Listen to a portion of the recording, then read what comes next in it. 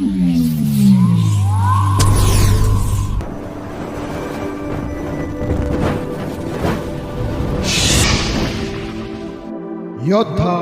News channel.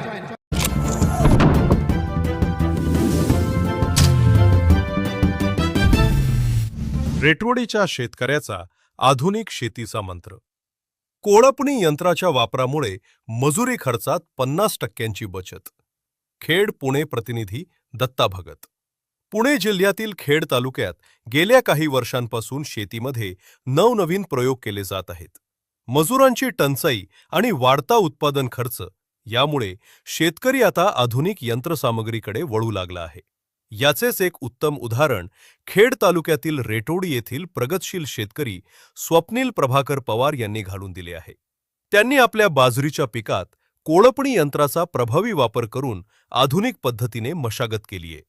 मजुरीवर नियंत्रण आणि 50% आर्थिक बचत। सध्याच्या काळात शेतीमध्ये मोठ्या प्रमाणावर तण वाढल्यास ते काढण्यासाठी मजुरांची गरज भासते।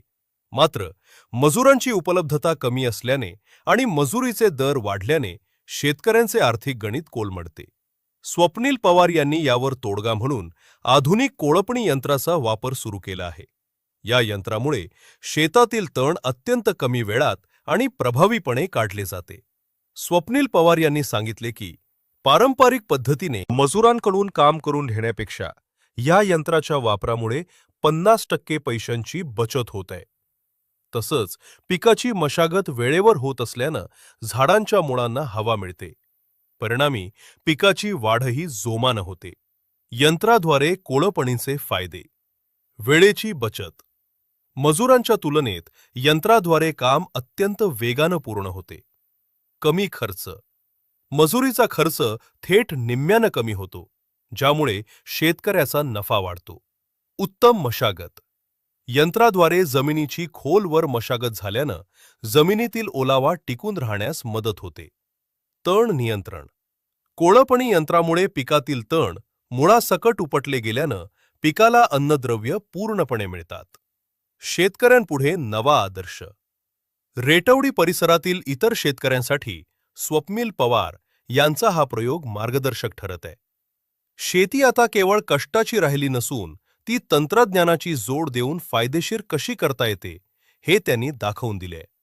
बाजरीसारख्या पिकात आधुनिक मशागत केल्यानं यंदा उत्पादनात मोठी वाढ होण्याची अपेक्षा त्यांनी व्यक्त केली आहे।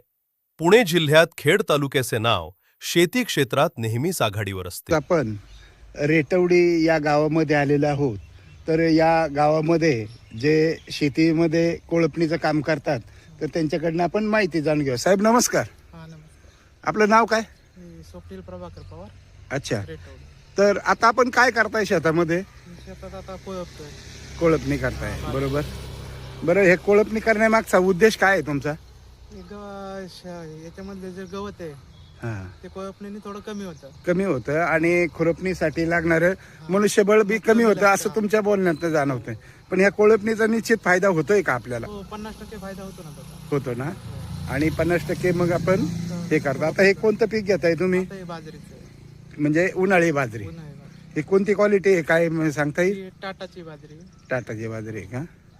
साधारणतः किती बाजरीचं बी लागलं असेल तुम्हाला 1 एकरला? 1 एकरला 1.5 किलो लागलेलं। 1 एकर नाही, अर्धा एकर आहे। अर्धा एकर मध्ये केलंय का?